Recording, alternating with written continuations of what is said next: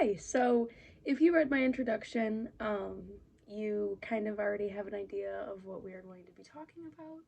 But if you have not, I kind of gave an example of me asking my students, I gave an example, my district um, offers iPads or Chromebooks or some sort of personal technology for all students to take home.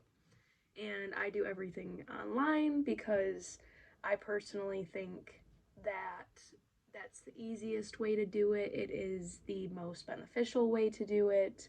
Um, because things can get lost online, just a bunch of different reasons that I would think doing everything online is the easiest way for my classroom to function.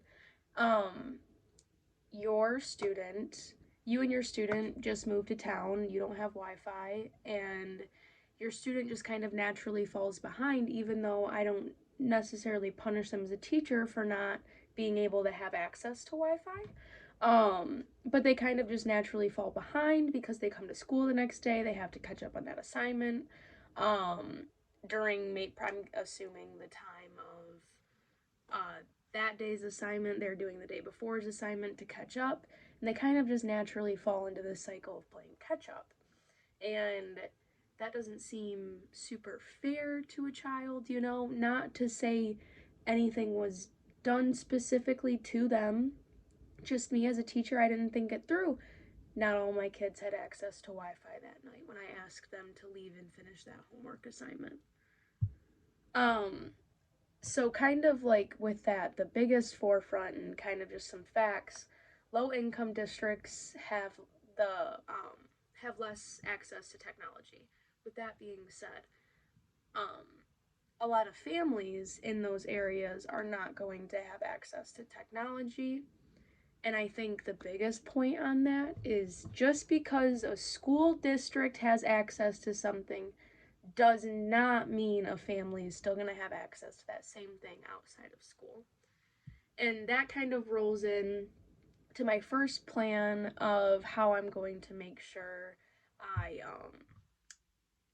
that doesn't happen in my classroom is what I'm trying to say.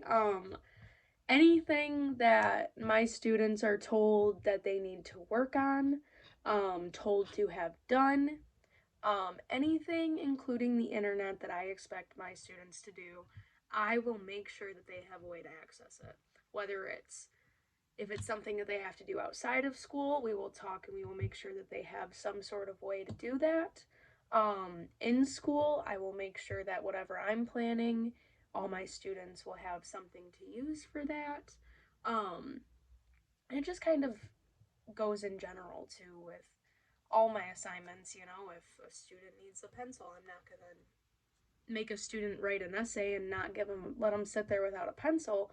So I feel like it's kind of the same way. Why should we expect our students to have access to something that a lot of people do have access to, but still isn't completely accessible to everyone? So, a little more specific to this class, we are a special education classroom, meaning we rely on technology heavily for a bunch of different reasons. Help on assignments, help reading.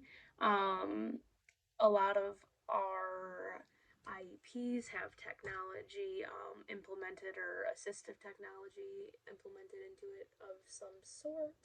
Um, so, yes, technology is something that is very important in special education, but can also be very difficult in special education. And it's just because simply websites aren't accessible enough. Um, you go on a website and you may think, like, this website's working perfectly. Everything, when I click on everything, it does what it's supposed to.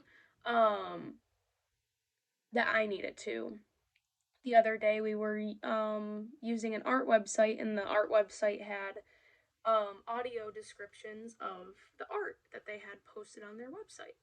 And you could listen to it and it would explain everything for you. They also had written ones. And well, when you would click on the audio one, the audio files weren't working. So not that big of a deal, but to someone who's not being able to sit there and look at it, hearing it, maybe they can't read it. You don't know. There's a bunch of different reasons as to why that would not work for someone. So another thing that we are going to do in my classroom is we are going to try our best to use accessible and only accessible websites and resources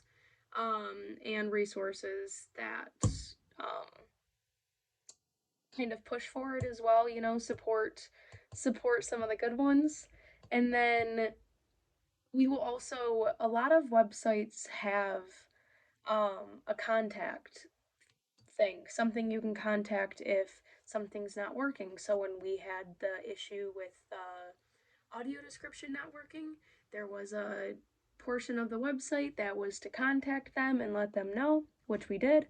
I have not went back and checked if it's been fixed since then, but we did our part knowing that it was not working, and we reached out and we let them know.